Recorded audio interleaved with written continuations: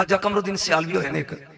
سیال شریف نے بہت بڑے ولی اللہ ہوئے نے سنی ٹن ٹن ٹناٹ انہوں نے ایک مریض عمرے تے چلیا سی تے آپ ان کہنے کہ بچے ایک کام تے کر اکھے کی اندروں کفن دا کپڑا لے آندا اے لے جا انہیں کہا مرشد انہوں زمزم وچ دھونا ہے اکھے نہیں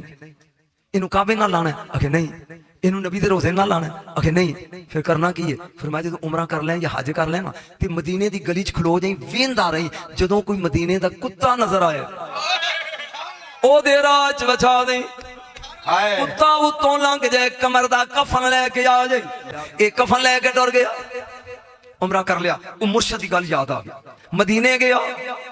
گلی کھلو گیا تھی چار کتے پہ کہنے لگا مرشد کیا سے چار آ گئے نہیں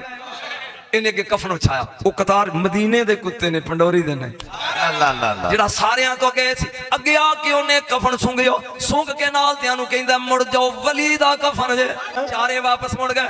اسی پجن دے بڑے دلیر ہاں وہ ان پاکستانی سی انہیں اوپر لیا کپڑا دے پاج کے نا وہ کہنی وانجی بڑے وہ اگو آ کے پھر کھلو گیا وہ اگو انہیں کہا ایک تے لنگو گنبد والے دا واسطہ جے میرے مرشد دا حکم سی ایک تے لنگو جڑا اگے سی انہیں دی کفن نو لائی اڈی جدوں ماری سی اڈی سانو مل گیا پیا او بولے اڈی لائی انہیں کیا لے جا کار آیا مڑ کے مرشد نے کیا سنا انہیں کہا مرشد چار آئے سے نہیں ایک نے اڈی لائی انج بیک کے کہہ لگا کنا کرم کیتا ہی مدینے دے کتیا کمر تے غریب نواز نے حضرت خواجہ فخرالدین سے کہا جا یہ میرا کاسا لے کے جا ٹھیک ہے سمجھیا اور شاگر سے کہہ دے تجھے حسن سنجری نے بلایا میں صدقے غریب نواز کے خادم نے کاسا لگایا پورا پانی جو ہے وہ کاسے میں آ گیا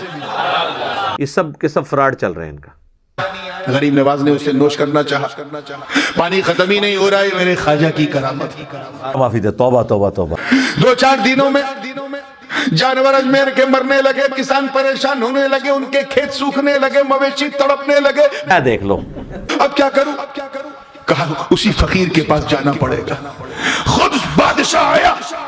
شہنشاہ آیا شہنشاہوں کے شہنشاہ کی بارگاہ مگر دعا کر دو یہ تالاب بھر جائے